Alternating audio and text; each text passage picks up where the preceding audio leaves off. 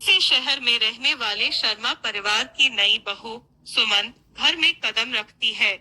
उसके चेहरे पर झुकी हुई मुस्कान, उसकी शर्मीली आंखें और सादगी देखकर हर कोई उसकी तारीफ करता है। लेकिन उसकी सास सरिता देवी मन ही मन असहज महसूस करती है। सरिता को लगता है कि यह लड़की उसके बेटे अजय को उनसे दूर कर देगी। सुमन हर संभव कोशिश करती है कि वह सरिता को खुश रख सके, लेकिन सरिता हमेशा उससे दूरी बनाए रखती है। सुमन का दिल टूटता है, लेकिन वह हार मानने वालों में से नहीं थी। भाग 2, पहली बातचीत का जादू। एक दिन सुमन सरिता के लिए अदरक वाली चाय बनाकर ले जाती है।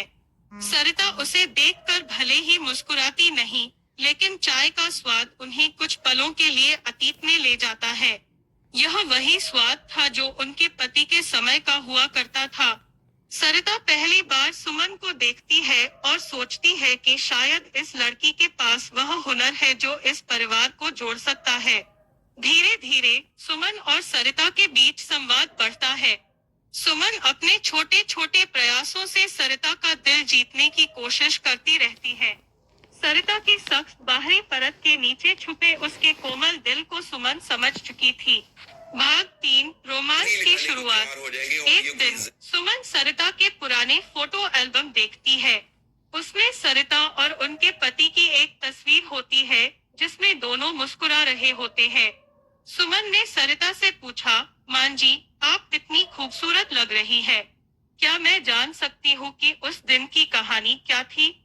सरिता ने धीरे धीरे उस दिन की कहानी सुनाई। यह वह दिन था जब उनके पति ने उन्हें पहली बार साड़ी गिफ्ट की थी। सरिता की आंखें उस पल को याद कर चमक उठीं। सुमन ने सोचा, क्यों न इस पुराने प्यार को फिर से जिंदा किया जाए। भाग 4, सास बहू की योजना। सुमन ने सरिता के पुराने प्यार को फिर से जगाने की योजना बनाई।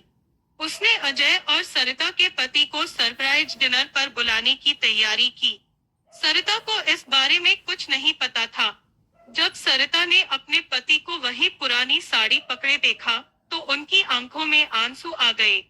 वह पल सिर्फ उनके लिए नहीं, बल्कि सुमन के लिए भी खास था। सरिता को एहसास हुआ कि सुमन ने उनके लिए इतना कुछ किया। भाग 5, रिश्ते का नया रंग।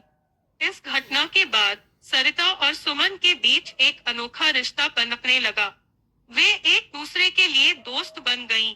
सरिता सुमन को नए नए पकवान सिखाती और बदले में सुमन सरिता को आज की दुनिया के फैशन और तकनीक के बारे में बताती। सास बहू के इस रिश्ते में अब न तो कड़वाहट थी और न ही खटास। यह रिश्ता एक दूसरे के जीवन को सुंदर और रंगीन बनाने का माध्यम बन गया। अंत, प्यार और अपनापन। एक दिन सरिता ने सुमन से कहा, बेटा, तुमने मेरे जीवन को फिर से खुशियों से भर दिया। मैं हमेशा चाहती थी कि मेरी बहू मेरी बेटी बने, और आज तुमने वह साबित कर दिया। सुमन की आंखों में आंसू थे, लेकिन यह खुशी के आंसू थे।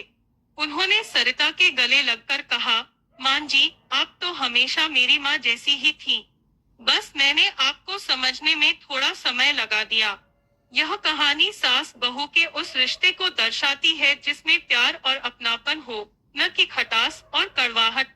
जहाँ दो पीढ़ियां एक दूसरे के अनुभवों से सीखकर रिश्तों को मजबूत बनाती है।